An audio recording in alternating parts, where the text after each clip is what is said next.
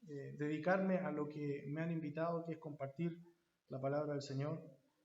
Y para eso me voy a poner tiempo porque yo soy bueno para extenderme. Pero quisiera invitarlos a que vayan ahí a su Biblia, 1 Corintios 13, 1 Corintios 13. Con la iglesia en donde Dios me ha dado el privilegio de poder servir, hemos estado estudiando el libro de 1 Corintios y Dios nos ha edificado de manera sobreabundante a través de su palabra.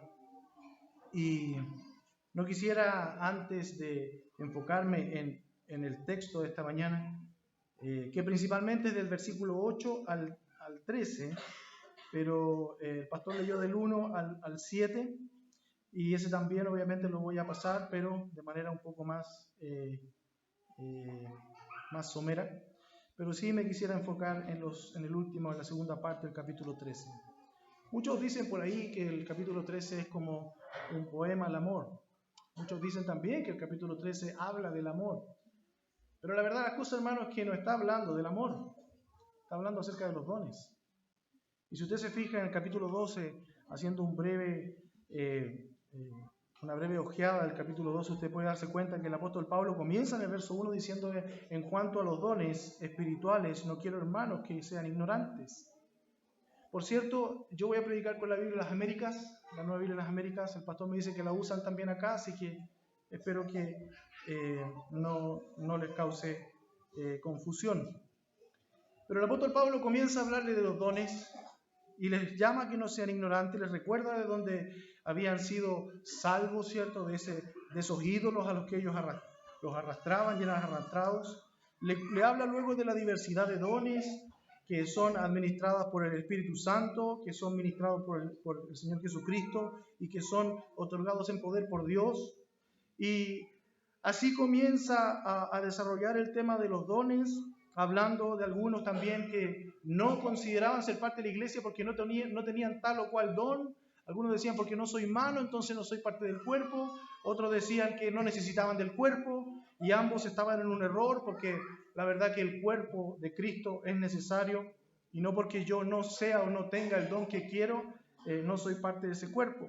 Entonces, en ese contexto, el apóstol Pablo sigue exhortándoles, hablándoles acerca de los dones y la importancia de aquellos dones en la iglesia. Usted puede revisar con detención en su casa el capítulo 12, pero termina el capítulo 12 en el verso 31 diciendo: pero deseen ardientemente los mejores dones,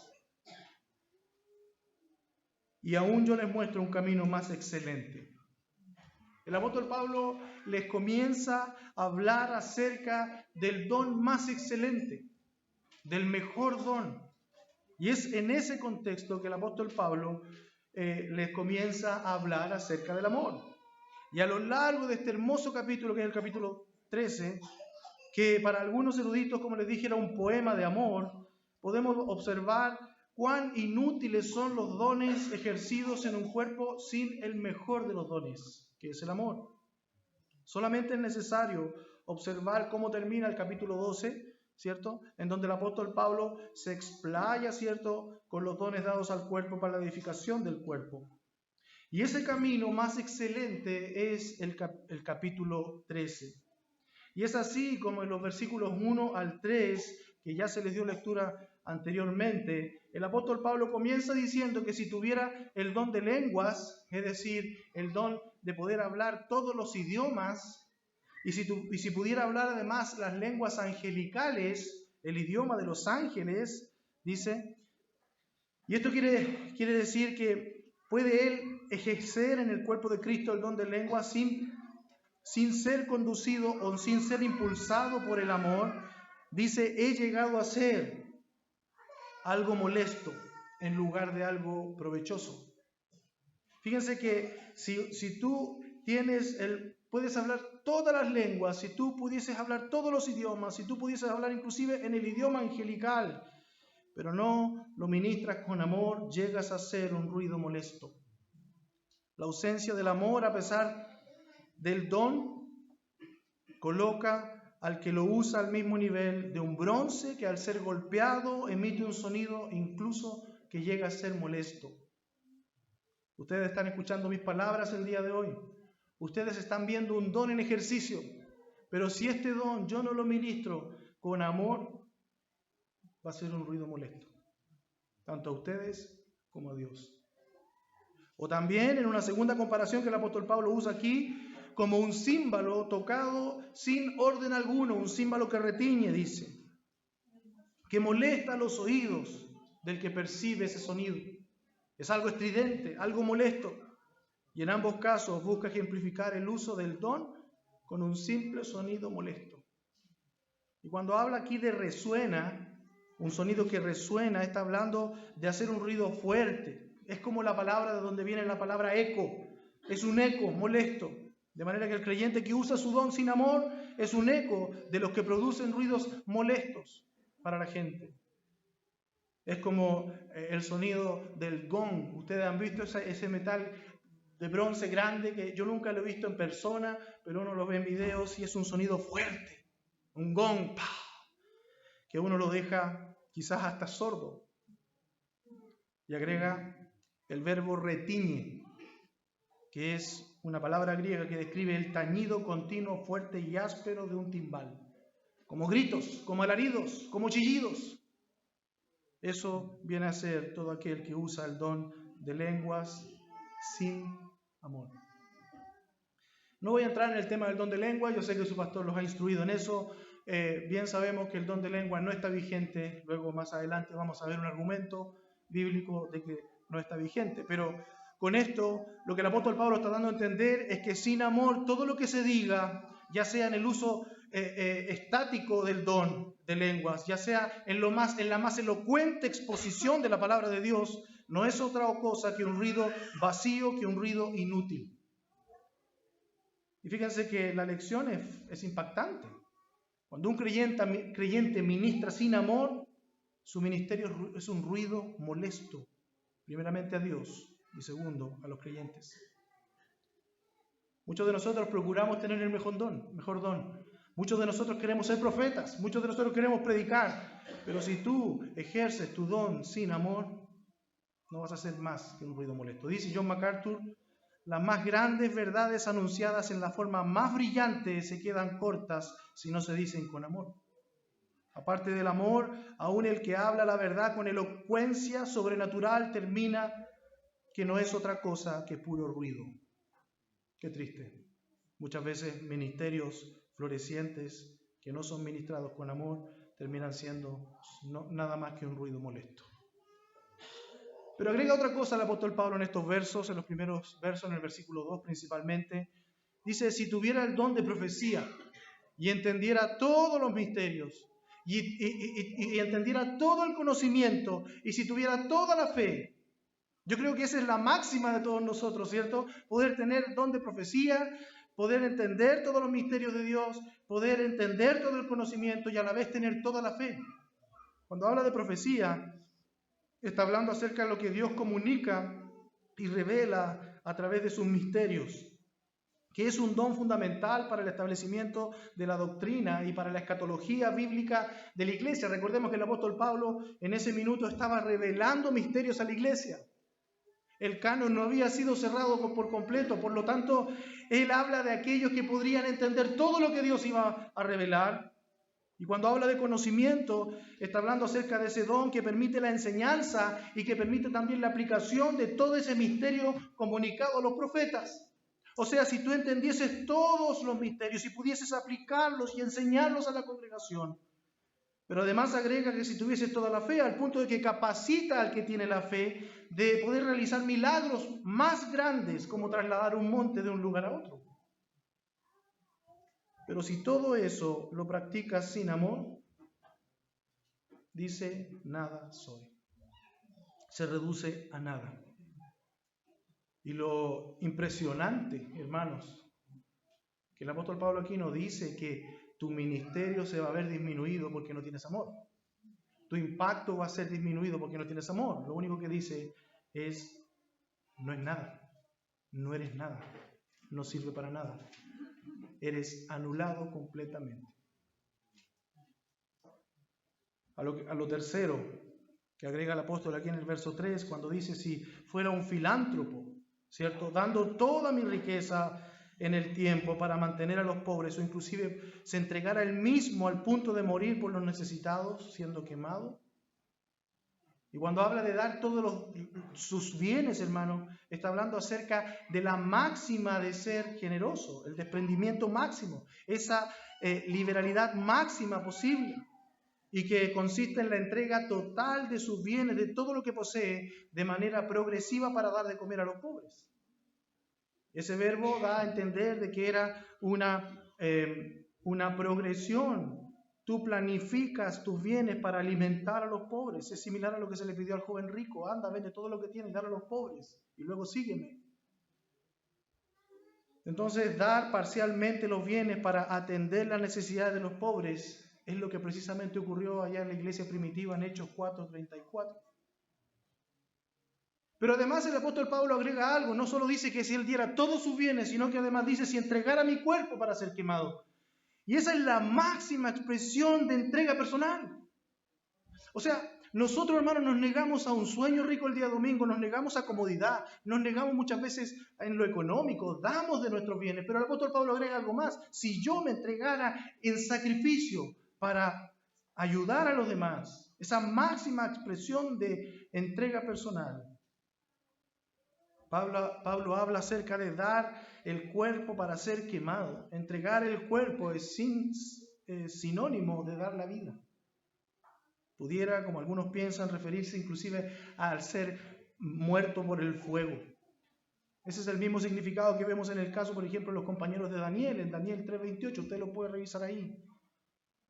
Otros entienden el sentido como entregar el cuerpo en martirio para ser quemado, escogiendo una muerte terrible como era la muerte de la hoguera, morir quemado. Pero hacer todo esto sin amor, agrega el apóstol Pablo, de nada me aprovecha o de nada me sirve.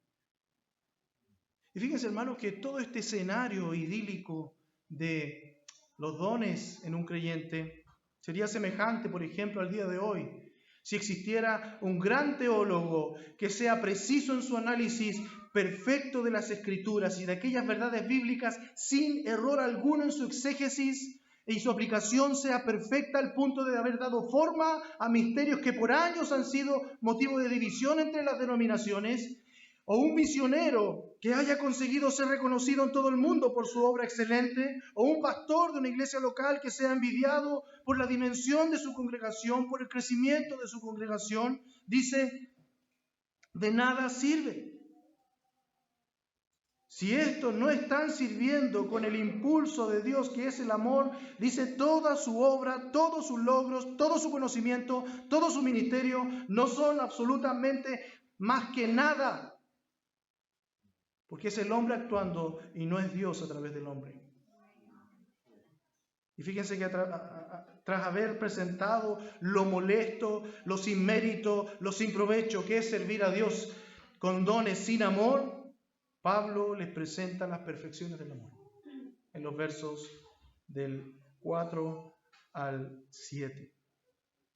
Y comienza con la paciencia. El amor es paciente, dice. Como dice la Reina Valera, creo, sufrido. Pero no está hablando de que es paciente con algo etéreo. Todas estas características o perfecciones del amor son verbos, son acciones. Yo no soy paciente de manera etérea. Yo no soy paciente porque yo soy un hombre paciente. Yo siempre espero. No, yo soy paciente con el que me trata mal. Yo soy paciente con el que me ofende. Yo soy paciente con el que cuesta mal. Y en ese contexto el apóstol Pablo dice que él es sufrido con quien le ha ofendido. El amor es paciente con quien le ha ofendido, como también es bondadoso. Y eso quiere decir que busca siempre la forma de ser útil, inclusive a aquel que lo ha ofendido y a todos los demás. Además, el amor no es envidioso, no envidia nada de los demás, sean sus logros o sean sus riquezas. Independientemente de la situación en que esté ese hombre o esa mujer en pobreza o en miseria, él no es un envidioso. Además dice que el amor no es jactancioso, o en otras palabras, un fanfarrón. Aquel que vocifera sus logros, aquel que vocifera sus méritos solamente con el propósito de que otros lo vean y sientan se sientan inferiores a Él. ¿Cuántos fanfarrones no hay en el ministerio, hermanos? ¿Cuántos fanfarrones no hay en la vida de una iglesia muchas veces cuando vociferamos nuestros logros o nuestros méritos, inclusive nuestro conocimiento, para que el otro se sienta inferior? No es jactancioso, no es un fanfarrón. También dice que no es arrogante, y eso quiere decir que no tiene un alto concepto del mismo. Y por lo tanto, ese alto concepto no lo motiva a ser el fanfarrón, porque de ahí parte la fanfarronería, de ahí parte la jactancia de creerme algo superior de lo que soy. Pero además agrega, no se comporta indecorosamente, o no es mal educado, en otras palabras. Una persona que, según la palabra en el original, habla de que no tiene forma en su comportamiento, es deforme en su forma de comportarse. Y hermanos, eso hoy día lo vemos siempre. Hoy día estamos en una sociedad sin forma. Estamos en una sociedad, cuando uno ve, por ejemplo, la locomoción colectiva, se pasa a llevar a una persona y no se pide disculpas, no se entrega el asiento, no se es bien educado, no se saluda, no se despide. No sé cómo es aquí en provincia, pero por lo menos en Santiago hay muchos mal educados hoy día. Yo recuerdo cuando era niño en el colegio, pasar a llevar a un profesor era terrible.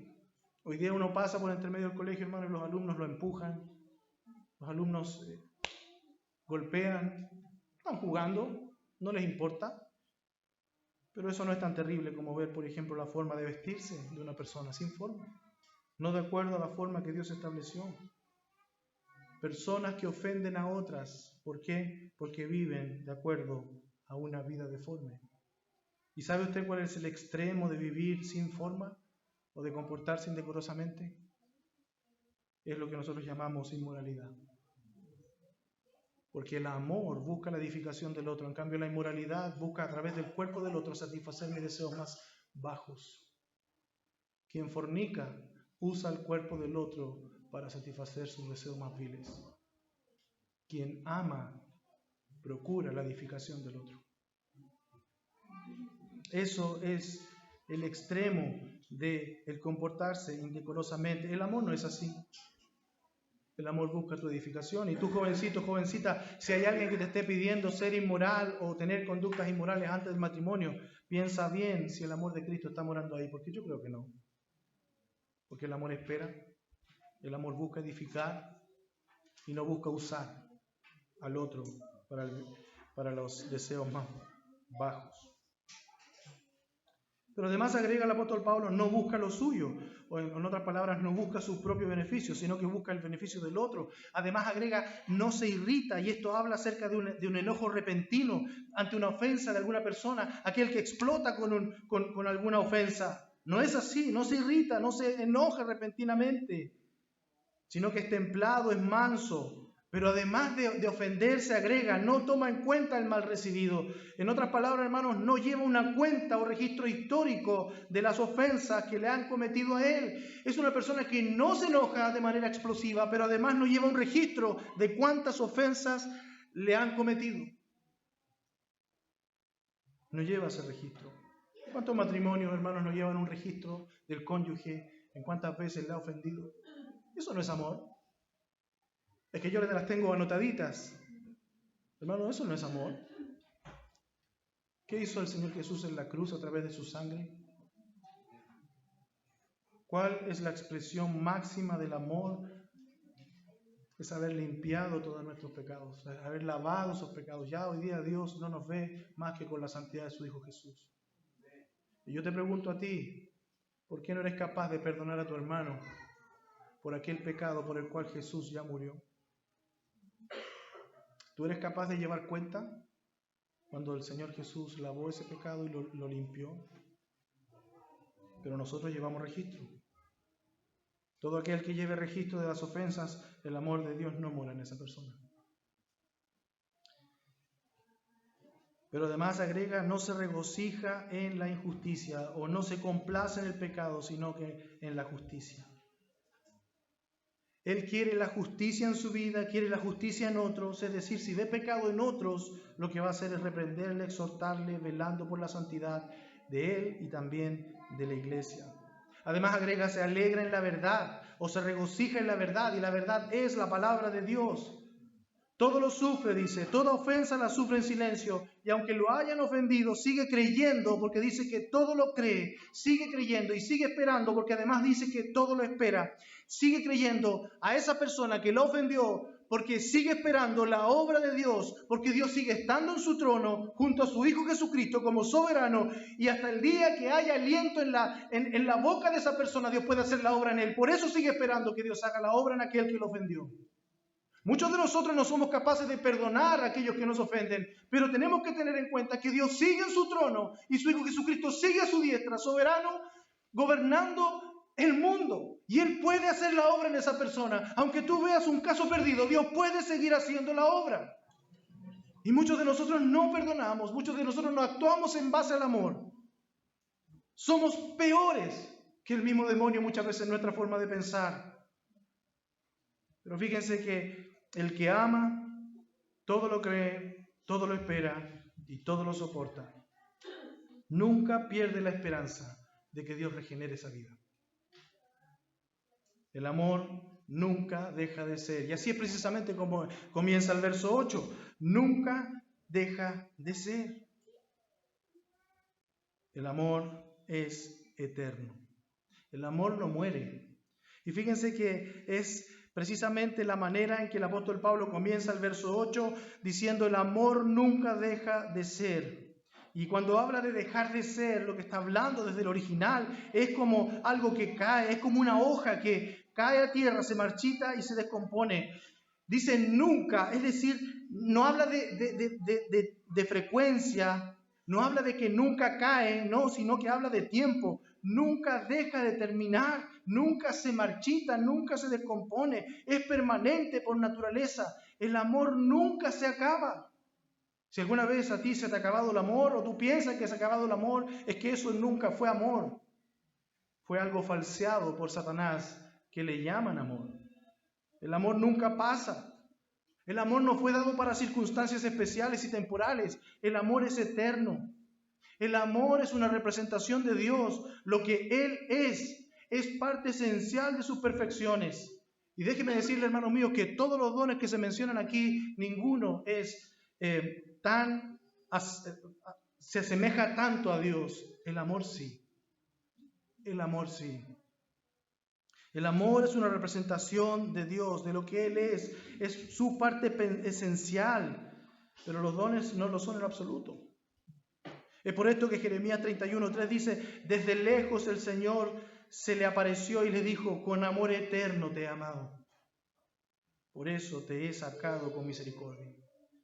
El amor de Dios es eterno, y sabe que a nosotros nos cuesta entender la eternidad de Dios. Así como nos cuesta muchas veces entender la soberanía de Dios, nos cuesta entender su eternidad. Pero Dios le dijo, con amor eterno te he amado. Y esa palabra es Jolam, que significa algo escondido. Y más precisamente tiene la idea de algo que está tan escondido que llega a un punto de desaparecer, algo lejano. Dios nos ha amado con un amor tan lejos en la dimensión de Dios, que es como un punto en el horizonte que ha llegado a desaparecer por lo lejos que está. Algo que nuestra mente no puede entender, porque nosotros somos temporales. Nosotros resumimos todo al tiempo y decimos, Dios me amó el día que yo le acepté. No, Dios te amó con amor eterno, porque Dios es eterno. Te amó, como dice a Israel en Malaquías 1:2, te amó desde siempre y hasta siempre. Dice Malaquías 1:2, yo los he amado, dice el Señor, pero ustedes dicen, escuchen lo que dice el pueblo, ¿en qué nos has amado? Y responde el Señor, ¿no era Esaú hermano de Jacob? Declara el Señor, sin embargo yo amé a Jacob. ¿Y qué hizo con Esaú? Lo aborreció. Y uno de buenas a primeras no entiende cuál es la respuesta que el Señor le está dando aquí.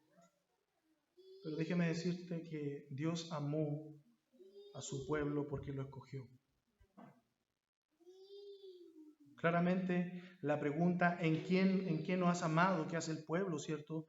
A Dios. Es lo que nosotros le haríamos al ver que no todos son salvos.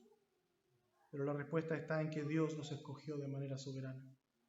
Dios amó a todo su pueblo Israel con amor eterno, y así lo plantea Pablo en Romanos 11:25, porque no quiero, hermanos, que ignoren este misterio, para que no sean sabios en su propia opinión, que a Israel le ha acontecido un endurecimiento parcial, hasta que haya entrado la plenitud de los gentiles. Pero fíjese lo que dice el verso 26, así todo Israel será salvo. ¿Pero cómo? Si no todo Israel fue salvo.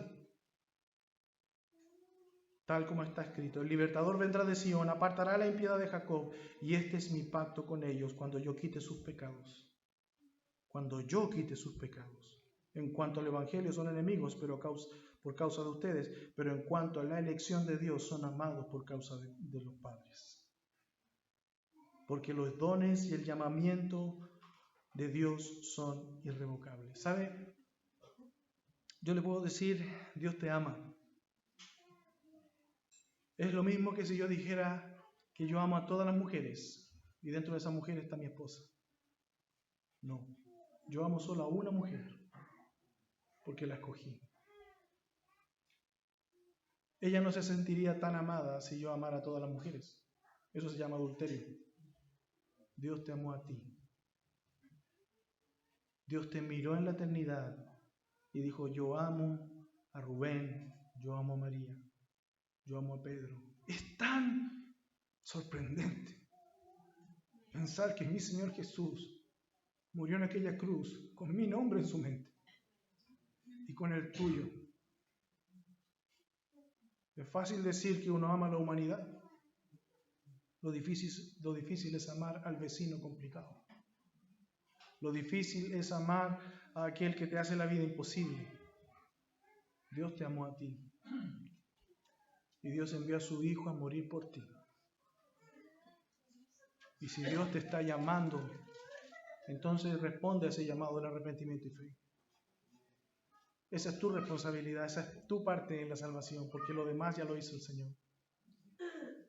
Pero además podemos ver que los dones se van a acabar o van a cesar. Dice 1 Corintios 13:8, el amor nunca deja de ser, pero si hay dones, dice, de profecía, se acabarán. Y si hay lengua, cesarán. Y si hay conocimiento, se acabará. Y aquí hay algo muy interesante, porque si ustedes se fijan, el apóstol Pablo usa dos palabras aquí para hablar acerca de que van a acabar los dones, van a terminar. Usa la palabra acabarán y usa la palabra cesarán. Y esto tiene una razón, porque cuando habla de que van a acabar, si usted se fija, está hablando acerca del don de profecía y el don de conocimiento. Y esa palabra griega que es katargeo significa reducido, inactividad o abolido. Lo que quiere decir que estos dones van a dejar de funcionar o van a dejar de servir. Y este verbo que está en griego es un verbo pasivo, lo que significa que estos dones recibirán un cese externo. No quiere decir que estos dones de manera interna van a cesar, sino que de manera externa, por alguna otra razón, por alguna otra circunstancia, van a cesar. Y hay dos formas de entender esto. Por ejemplo, yo le puedo decir, yo me moví, pero me moví a raíz de que alguien me empujó. Eso es externo. Pero yo me puedo mover porque yo decidí moverme. Y en este caso, estos dones van a cesar, van a acabar por algo externo. Y eso externo lo vemos en el verso 10, cuando dice, pero cuando venga lo perfecto, lo incompleto se acabará. Usa la misma palabra. Es decir, algo o alguien hará que dejen de funcionar. Y cuando habla de las lenguas, del don de lenguas, usa la palabra pauo, que significa parar o llegar al final. Y a diferencia de la palabra anterior, de katargeo, este verbo se usa aquí en voz media en el griego. Y lo que quiere decir, lo que significa, es que este don va a terminar por algo que hay en él. Es algo interno. Cuando este verbo se usa en personas, en voz media, indica la acción intencional. Yo quiero moverme, nadie me ha movido. Es una acción voluntaria. Y lo que sucede con este don es que hay un elemento inherente en él, en el don de lengua, que lo va a llevar a cesar. Pablo dice que el don cesará por sí mismo, el don de lenguas, como una batería que tiene cierta cantidad de carga, tiene cierta cantidad de tiempo limitado, y cuando llega a su límite, la actividad de esa batería desaparece automáticamente. Pero no es por algo externo, sino es por algo interno, ya programado en esa batería. La profecía y la ciencia, que la profecía la vemos hoy día a través de la predicación del Evangelio, y la ciencia, que es el conocimiento, van a acabar por medio de algo fuera de ellos, es decir, aquello perfecto. En cambio, el don de lenguas va a cesar por sí mismo. Y esta distinción en términos del idioma original es indiscutible. Pero aún queda en pie un tema: ¿cuándo y cómo van a cesar estos dones? Y aquí es donde se nos dice que la profecía y la ciencia acabarán cuando venga lo perfecto, versos 9 al 10. Porque en parte conocemos y en parte profetizamos, pero cuando venga lo perfecto, lo incompleto se acabará. Y fíjese, hermano, que aquí el apóstol Pablo en el verso 10 solamente considera el don de conocimiento y el don de profecía, dejando fuera el don de lenguas, lo que nos hace pensar de que el don de lenguas, cuando él escribió esta carta, ya estaba cesando o había cesado, porque Dios ya no lo usaría más. Lo que nos lleva al tercer punto, que los dones no son completos, sino que son parciales. Las lenguas terminaron poco después de que Pablo escribiera esta carta. Es por esto que dice en el verso 9, porque en parte conocemos y en parte profetizamos, pero el don de profecía y de conocimiento aún no han llegado a su término. Porque dice el verso 10, cuando venga lo perfecto. Y las lenguas, al igual que las lenguas, estos dos dones son temporales, no son eternos. Pero no son tan temporales como las lenguas, que ya cesaron. Y es evidente que el apóstol Pablo aquí ya consideró que esto estaba terminado en el verso 9.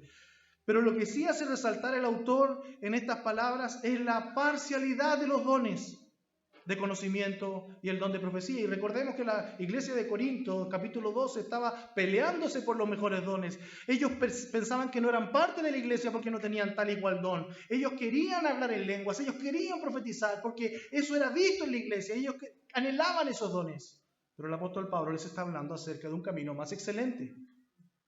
Entonces estamos en un contexto de una iglesia que lo único que quería era mostrarse a los demás, ser prominente en la iglesia, ser importante en la iglesia. Ahora la pregunta es, ¿por qué se acabarán? Porque los dones son incompletos. Y es bueno hacer una aclaración, hermano, porque Dios es perfecto, Dios es completo. Sus dones son perfectos y son completos, pero quienes portamos los dones no lo somos. Somos imperfectos. Estamos caídos, con una naturaleza pecaminosa. Es por esto que el apóstol Pablo se incluye diciendo en parte conocemos y en parte profetizamos, porque él también estaba en ese momento en una situación caída. Aún los mismos apóstoles del Señor conocieron en parte y profetizaron en parte, no completamente. Pablo había advertido a sus hermanos, recuerden ustedes ahí en el capítulo 8 de 1 Corintios, con respecto al contexto de comer los sacrificados a los ídolos, y él les dice que ellos tenían conocimiento.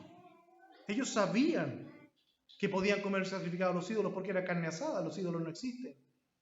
Pero él aclara de que detrás de los ídolos hay demonios. Dice en el verso 2 del capítulo 8, si alguien cree que sabe algo, no ha aprendido todavía como debe saber. Porque, hermano, muchas veces nosotros podemos saber mucha teología, pero si no tenemos amor, como veíamos en los primeros versículos, de nada sirve. Es por esto que el verso 1 del capítulo 8, el apóstol Pablo le dice, en cuanto a los sacrificados a los ídolos, sabemos que todos tenemos conocimiento. El conocimiento envanece, pero el amor edifica. Sí, tú puedes comer, no hay problema. Pero si tú no estás actuando en base al amor de Dios, no estás edificando tu iglesia. Y esta implicación que tenía para los corintios, como Pablo también y los apóstoles, es porque en parte conocemos. Y aunque para el apóstol Pablo el conocer al Señor Jesús era el propósito sublime, era su gozo supremo, como le dicen los filipenses y en Filipenses 3:8 y 3:12, tratando de alcanzar aquello por lo cual había sido alcanzado, hermanos, Él conocía en parte. Recordemos, por ejemplo, las palabras de Sofar, que les dice a Job, ahí en el libro de Job 11, versículos 7 al 9. ¿Podrás tú descubrir las profundidades de Dios?, le pregunta. ¿Podrás descubrir los límites del Todopoderoso? Altos son como los cielos, ¿qué puedes hacer tú? Más profundos son que el Seol, ¿qué puedes saber tú?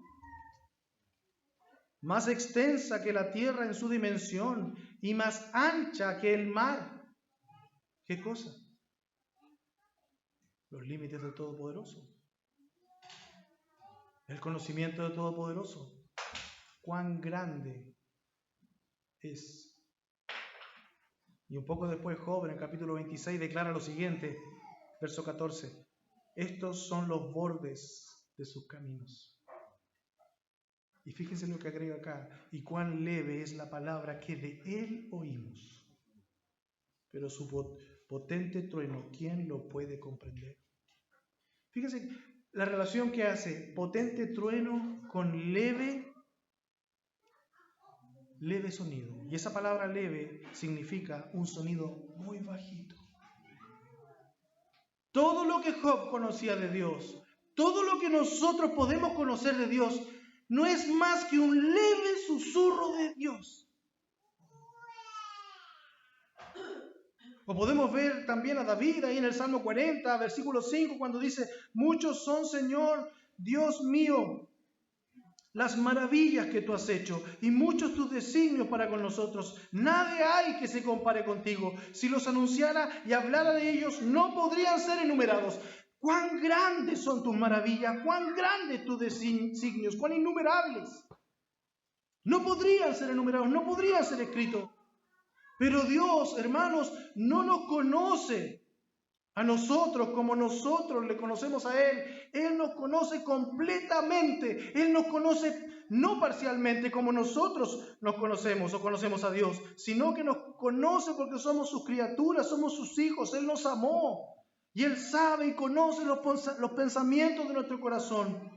Pero fíjese que nosotros no le conocemos, sino en parte conocemos, dice el apóstol Pablo, y una parte muy pequeña. El Salmo 139, versículo 1 al 6 dice, oh Señor, tú me has escudriñado y conocido. Tú conoces mi sentarme y mi levantarme. Desde lejos comprendes mis pensamientos. Tú escudriñas mi senda y mi descanso y conoces bien todos mis caminos. Aún antes de que haya palabra en mi boca, oh Señor, tú ya la sabes toda. Por detrás y por delante me has cercado y tu mano pusiste sobre mí. Tal conocimiento es demasiado maravilloso para mí, es muy elevado, no lo puedo alcanzar. Hermano, Dios te amó desde antes de la fundación del mundo. Dios te conoció desde antes de la fundación del mundo. Él conoce cada aspecto en tu vida. Él conoce cada pensamiento en tu vida. Él te ha acercado. Él ha puesto su mano sobre ti. Pero nosotros le conocemos en parte. Pablo escribió a los romanos en Romanos 11:33, oh profundidad de la riqueza y de la sabiduría y del conocimiento de Dios. Cuán insondables son sus juicios e inescrutables sus caminos. Pues ¿quién ha conocido la mente del Señor? ¿O quién llegó a ser su consejero? Por la gracia de Dios, nosotros tenemos la mente de Cristo. Porque gracias a Él, hermano, nosotros tenemos todo para conocer su palabra. Dios, por medio de su palabra, nos ha iluminado a través de su Santo Espíritu y podemos tener conocimiento verdadero del misterio de Dios, es decir, de nuestro Señor Jesucristo. Pero aún nuestro verdadero conocimiento es todavía imperfecto, es todavía en parte, porque solo en Él, dice la Escritura en Colosenses 2 al 3, están escondidos todos los tesoros de la sabiduría y del conocimiento. Aunque nosotros, hermanos, conozcamos y tengamos la mente del Señor, nuestro conocimiento es limitado. Qué increíble leer las palabras de hombres de Dios que han conocido vastamente más que nosotros, como lo son Pablo, como es Job, como es el mismo rey David, de quien Dios dijo que tenía su corazón conforme a él. ¿Y nosotros? ¿Qué nos queda a nosotros? Lo increíble, hermanos míos, es que los que son más ignorantes, creen saber mucho, mientras que los que se acercan al borde del manto de Dios oyen su susurro, el susurro de su voz, entienden no conocer nada como deberían saberlo. Pero aún así, Dios en su amor nos ha provisto de toda la verdad que necesitamos conocer.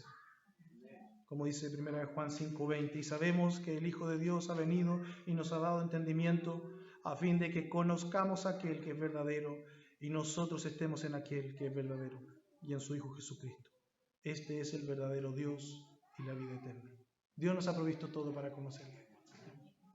Pero hermano mío, no quiero que tú te sientas aliviado porque conoces un poco de la Biblia, porque en realidad no conocemos nada como deberíamos saberlo. Dios es eterno. El Señor nos ha provisto de todo conocimiento que necesitamos con el fin de conocerlo y servirlo, más en realidad de lo que cualquier hombre puede jamás abarcar. Pero aún así, hermano, la palabra escrita de Dios no agota la verdad acerca de Dios. La palabra de Dios no incluye toda la verdad de Dios. Es imposible. Es imposible. Por varias razones, hermano, una revelación finita acerca de Dios infinito sería absurdo. No puede existir. Porque nosotros, en primer lugar, tenemos mentes finitas, que no podemos entender y comprender cosas. Y en segundo lugar, estamos en una condición depravada, caída, con una mente que no es perfecta y no ha sido glorificada. 1 Corintios 13:12 dice, porque ahora vemos por un espejo, dice el apóstol Pablo, veladamente, pero entonces veremos cara a cara. Ahora conozco en parte, pero entonces conoceré plenamente como he sido conocido. De manera que esperamos por el tiempo y la experiencia de lo que es perfecto. Cuando llegue lo perfecto, cuando venga lo perfecto, no tendremos más necesidad del don de conocimiento y de sabiduría. No tendremos más necesidad de que estemos predicándonos. No tendremos más necesidad de que se nos esté enseñando. No tendremos más necesidad de profecía, de interpretación. Ni siquiera vamos a tener necesidad de la Biblia escrita. Porque ya no necesitaremos la palabra de Dios escrita.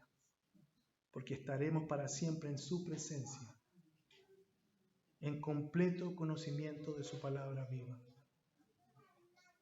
Hermano, lo perfecto no son las escrituras terminadas, a lo que se refiere a Pablo. Lo perfecto no es el arrebatamiento de la iglesia. Lo perfecto no es la segunda venida de Cristo. Lo perfecto es el estado eterno. La única posibilidad para lo perfecto es aquel estado nuestro celestial, una vez muertos en la presencia de Dios. El apóstol Pablo nos está diciendo que los dones espirituales son solo para un tiempo, pero que el amor va a durar por toda la eternidad.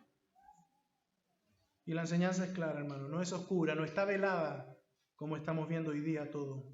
Lo único que llevarás y perdurará de esta vida a la eternidad no son tus dones, no son las cosas físicas, es el amor.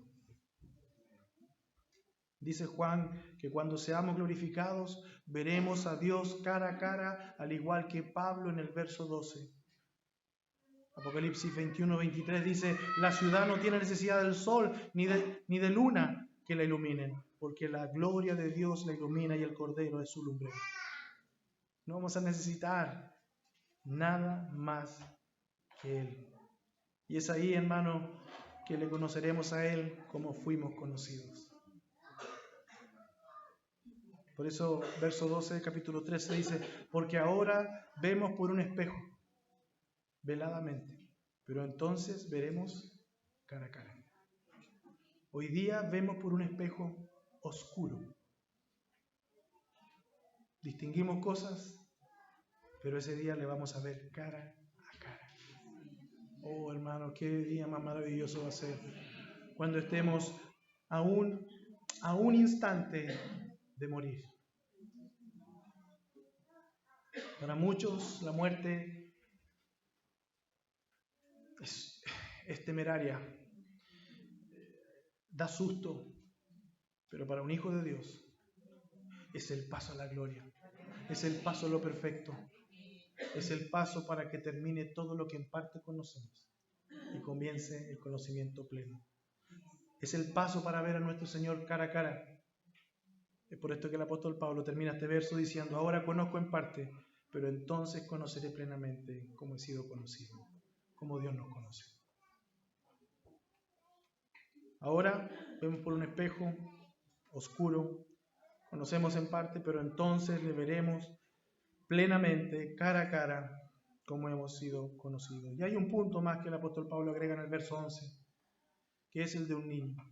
Dice: cuando yo era niño, hablaba como niño, pensaba como niño, razonaba como niño, pero cuando llegué a ser hombre, dejé las cosas de niño. Yo me di tantas vueltas para poder entender este verso. No sabía si estaba hablando acerca de la madurez de un cristiano cuando conoce, cuando es salvo y cuando llega a sus últimos días y ya es un hombre. Pero lo que más me dio paz en mi corazón es entender que mientras estemos en esta vida, vamos a ser niños.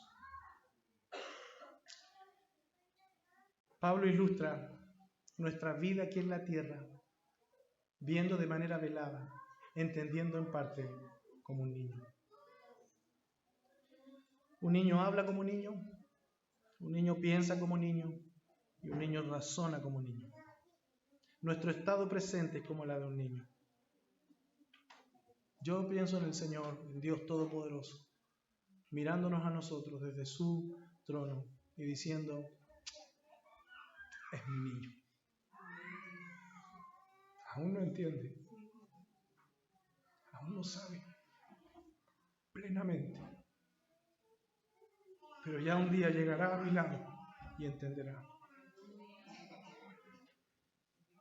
Hermano, un varón judío era considerado como un niño hasta su Bar Mitzvah. Y después de ese Bar Mitzvah era considerado un hombre. De un momento a otro, nuestra perfección en Cristo será un tipo espiritual de Bar Mitzvah. Cuando entremos a la adultez y dejemos de ser niños. Cuando de forma inmediata y completa entendamos y conozcamos a nuestro Señor cara a cara.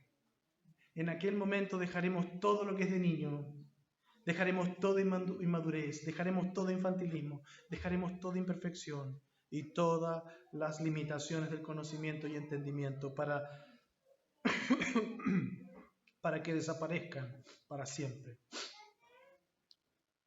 Para que lleguemos a ser un hombre maduro, que habla como hombre, que piensa como hombre y que razona como hombre. Hay algo más que el apóstol Pablo agrega. Verso 13. Y ahora permanecen la fe, la esperanza y el amor. El amor. Estos tres, pero el mayor de ellos es el amor. Fíjense que después de llevarnos al cielo, a la perfección, después de mostrarnos lo perfecto, gracias hijo, el apóstol Pablo vuelve a lo temporal, vuelve a lo de esta vida, a lo terrenal, y dice: ahora, hoy día, ahora, en esta vida cristiana terrenal, permanece. Y menciona tres grandes virtudes espirituales: la fe, la esperanza y el amor. Fíjense, hermanos, que al final del día la realidad es que el amor abarca la fe y la esperanza. Porque el amor todo lo cree, como lo vimos al principio. Y el amor todo lo espera, como dice el verso 7. Y debido a que la fe y la esperanza ya no tendrán razón de existir cuando estemos en el cielo, porque ya no tendremos más fe, porque ya estaremos ahí. No será confiar sin ver, no, ya estaremos ahí en la presencia de Dios y tampoco necesitaremos esperanza, porque ya estaremos ahí. En aquella gran ciudad, escuchando y viendo a nuestro Señor cara a cara. Ya no necesitaremos estas dos perfecciones, ya no necesitaremos la fe ni la esperanza, pero lo único que va a quedar, hermano, es el amor. El amor. El amor es el mayor de ellos. Porque la fe y la esperanza son momentáneos, son para esta vida. En esta vida debemos afirmarnos en la fe. En esta vida debemos tener esperanza. Pero cuando estemos allá en la presencia de Dios, el amor será lo único que nosotros necesitaremos.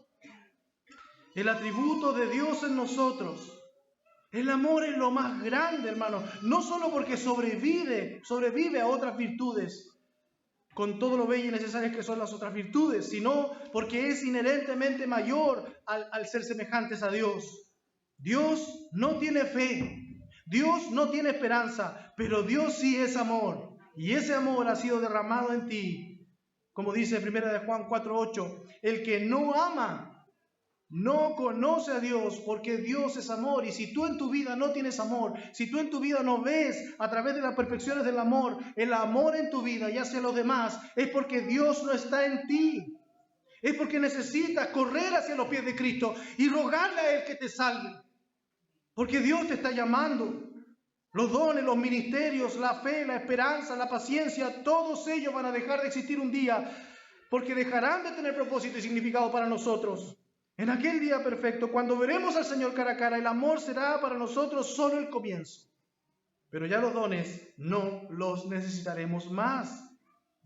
Pero para nosotros, hermanos, es de suma importancia que ahora demostremos, practiquemos y vivamos el amor. Y eso es mucho más importante que tener cualquiera de las otras virtudes, cualquiera de los otros dones. Porque el amor es el eslabón que Dios nos da de su ser eterno. Es su esencia en nosotros. Si tú piensas que eres más parecido a Dios hoy que ayer, entonces necesariamente hoy amas mucho más que ayer, porque Dios es amor. No, pastores, que yo predico mejor que ayer, pero si lo haces sin amor no eres más parecido a Dios. No, pastores, que ahora yo doy más que ayer, pero si das sin amor no eres más parecido a Dios. Recuerda que los demonios también temen y creen, porque ellos tiemblan, a diferencia de muchos creyentes. Y quisiera terminar con el ejemplo excelso de Dios, porque Dios es amor. Porque, hermano mío, Él nos amó desde antes de la fundación del mundo. Como dice 1 Pedro 1:20, porque Él estaba preparado desde antes de la fundación del mundo, pero se ha manifestado en estos últimos tiempos por amor a ustedes. O Efesios 1:4, porque Dios nos escogió en Cristo antes de la fundación del mundo para que fuésemos santos y sin mancha delante de Él. Y no sé tú, pero yo no había nacido en ese tiempo. Ni siquiera existía. Pero Dios así aún me amó. Pero además Dios me buscó. Juan 3:16 dice, porque de tal manera amó Dios al mundo que dio a su Hijo unigénito. Él envió a su Hijo antes de que tú vinieras a Él. Dice el verso 17, porque Dios no envió a su Hijo al mundo para juzgar al mundo, sino para que el mundo sea salvo por Él. Como dice 1 Juan 4:18, verso 19, nosotros amamos porque Él nos amó primero. ¿De dónde partió el amor? Hermano, Dios te amó desde antes de la fundación del mundo, Dios te buscó en amor, Dios te escogió, como dice Juan 15:16. Ustedes no me escogieron a mí, sino que yo los escogí a ustedes. O 2 Tesalonicenses 2:13, porque nosotros siempre tenemos que dar gracias a Dios por ustedes, hermanos amados, por el Señor, porque Dios los ha escogido desde el principio para salvación. O Romanos 9:11, que dice, porque cuando aún los mellizos no habían nacido, hablando de Jacob y Esaú, y no habían hecho nada, ni bueno ni malo, para que el propósito de Dios conforme a su elección permaneciera, no por las obras, sino por aquel que llama. Así dice el verso 16, que no depende del que quiere ni del que corre, sino de Dios que tiene misericordia. Hermano, Dios en amor escogió a Abraham en Nehemías, Dios escogió a Isaac, Dios escogió a Jacob, Dios escogió a Zorobabel, Dios escogió a Cristo, y Jesús escogió a sus apóstoles, escogió a Pablo en Gálatas, Dios escogió a la iglesia, Él escogió a quienes le pertenecían porque Dios se los había dado. Por eso Dios nos arrastró a sus pies, a los pies de su Hijo, como dice Juan 6:44. Él nos arrastró a los pies de su Hijo Jesucristo. Él nos dio vida a nosotros, estando muertos en nuestros delitos y pecados. Solamente ver lo que pasó con Lidia ahí en Hechos 16:14, cuando dice, y el Señor abrió su corazón. Y como decía el pastor anteriormente, ella era una mujer que servía, ella era una mujer que creía, era una mujer que ya era creyente, pero no había sido salva, ni había sido abiertos sus ojos para que recibiera la palabra. Lo vemos también en la resurrección de Lázaro. Cuando Jesús, habiéndolo llamado, ya lo había regenerado, ya su cuerpo había vuelto a tener vida para escuchar, pararse y salir. Es por esto que Efesios 2:8-9 dice, porque por gracia ustedes han sido salvados por medio de la fe. Solamente gracia. No hay obra que nosotros hayamos hecho antes, sino que Dios nos amó y nos lavó y nos limpia, como dice Juan 17:17 a través de su palabra. Hermanos, el amor es el único don que va a pasar de aquí a la eternidad. El amor es lo único que nosotros podemos decir que es más semejante a nuestro Señor. Pero no quiero dejarte con el deseo o la falta de deseo de procurar el mejor don. Por eso el capítulo 14 dice, procuren alcanzar el amor, pero también deseen ardientemente los dones espirituales, sobre todo que profeticen. Hermanos, en esta vida, en esta tierra, necesitamos los dones. Sin los dones, la iglesia muere. Hermanos, sin los dones, la iglesia no tiene esperanza. Son tus dones ejercitados en amor lo que mantiene a la iglesia en edificación. Que Dios bendiga esta iglesia y que Dios bendiga el corazón de todo aquel a quien Dios está llamando para que venga a Él en arrepentimiento y fe.